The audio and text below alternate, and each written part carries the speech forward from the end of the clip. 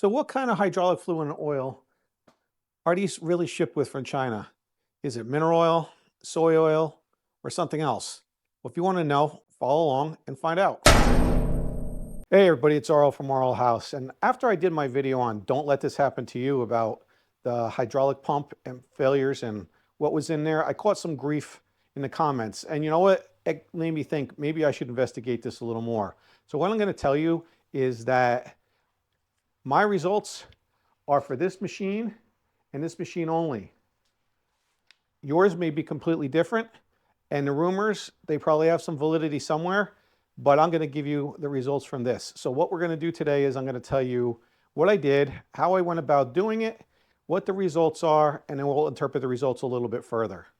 Stick around and find out what kind of oil is really in these things. So basically what happened is this kit arrived free of charge with return envelopes in order for me to take the samples. Now there's two because I requested two, for one for each type of oil. So basically you're going to use one of these canisters or bottles.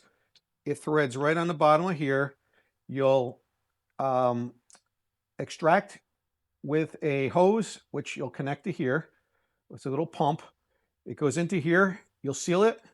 You'll throw it in here, put the lid on, put it in the envelope, and you get your tracking number, and that's it.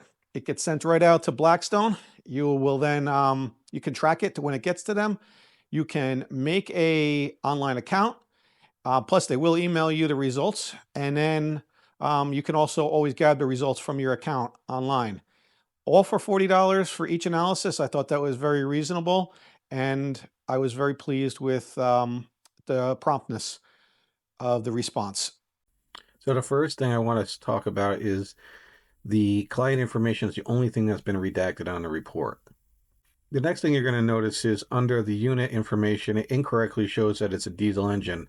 I wasn't clear that it was a Rado air-cooled engine when I sent it in. However, it's ultimately not that important because it's only showing comparison to diesel engine numbers. What we ultimately care about is the viscosity, which is here. Also, the lack or absence of additives compared to the oil that I put in, which you'll see on the next slide, shows that it's a very basic standard engine oil and not formulated for air-cooled small engines.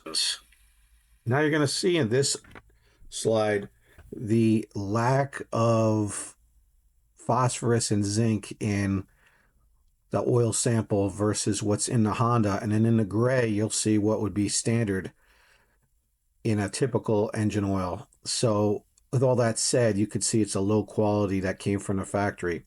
Additionally, the silicone is likely best explained as sealant from the manufacturing process that leaches into the oil but is flushed out with oil changes over time. Okay, so here we have the hydraulic oil report. And the first thing you're going to note is that the viscosity is consistent with ISO 46. Now, the question everybody has is this a soy-based hydraulic oil? And there's nothing in this report that suggests it is. First, it has almost no anti-wear additives at all. Typically, from what I'm understand, is that a soy blend oil would have some additives. Also, this unit sat outside for approximately 6 months plus the shipping time from China, and there was zero water in it. Whereas you would probably find some moisture within the soy-based oil. Lastly, it's much cheaper to just put in a very basic industrial hydraulic oil than it would to put in a soy oil. So with that said, although I didn't do any kind of organic test, this seems to be just cheap mineral-based hydraulic oil. So this slide is a comparison between what was in there and what I put in there. And I want to highlight the reason you want to change the oil. Even though it may be AW46 mineral oil, it's not going to last you. And you might as well get it out of there as soon as you can. Not to mention potential slag and dirt and everything else that's in there. Just get it out and put something good in there. Now, I will have links below in the event that you want to get the Triax or the Honda engine oil. I got them both from Amazon. It's there in case you want it. Okay, I'm back. So as I said, I'm going to do this for every machine that I get in. That way I can try to get some consistency across the board and see if it is in fact consistent. And like I said too, there are already thousands of these machines, right? So somebody else's bad experience could be grounded in some alternate oils or so forth. I can only, again, speak for what I got here today. In fact, some machines don't even have any fluids in them at all. Some are partially assembled here. So it really depends. But I hope you guys got something out of this, and I will see you on the next video. Bye.